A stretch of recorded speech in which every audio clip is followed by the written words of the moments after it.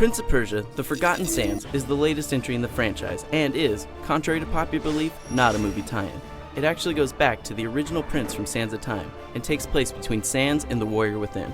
In Forgotten Sands, you play as the titular Prince of Persia, a handsome, acrobatic warrior with a penchant for climbing just about anything and destroying anyone he comes to blows with. The prince goes to visit his brother, and in typical video game fashion, things go awry, and he's quickly dragged into an epic quest that will take him through the ruins of a kingdom in an effort to save the world. It's the sort of stuff that previous Prince of Persia games were all about, but I have to say that the storyline pales in comparison to Sands of Time, and never managed to pull me into the narrative. The plot is predictable, and the characters are forgettable, a shame given past Prince of Persia games. You must be the one to take his place. I do not want his power, or his kingdom. Unfortunately, the game's visuals are all over the place. At times, the game looks pretty fantastic, with great dynamic lighting and a wide array of colors, and at other times, the game looks dull and dated. It's impressive to see a large group of enemies on screen repeatedly throughout the game, but it was less impressive when you realize they're largely just the same cloned unit over and over. The game's built on the Assassin's Creed engine, so it's a shame it couldn't look more on par with Ubisoft's other big acrobatic franchise. Still, even while the visuals may not always be the best, the voice acting is as good as ever, and the original Prince actor returns for Forgotten Sands to lend his wit and charm to the game's flagging story. I'll keep that in mind.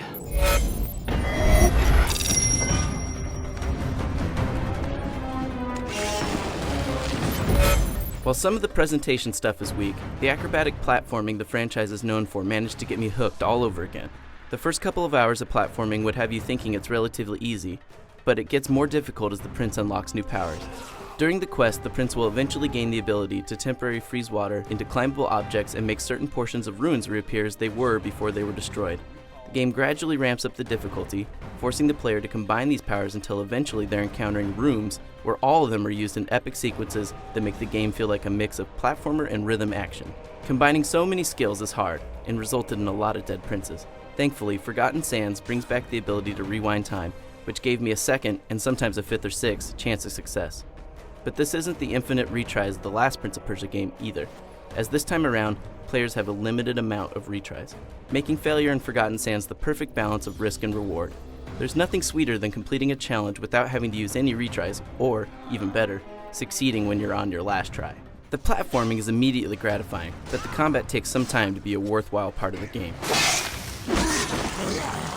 The earliest enemies are really boring to fight, and combating them amounts to little more than button mashing. Later though, when I had a series of power and a good mix of enemies to fight, combat became an entirely different beast. Through the course of the game, the prince will get such powers as temporary invincibility, an area effect knockdown, or even the ability to leave a trail of fire in his wake. These are really fun to mix in with the normal attacks, so much so that they make the normal combat interesting enough to actually make me want to play the game's challenge modes, wherein you fight waves of enemies in a set amount of time.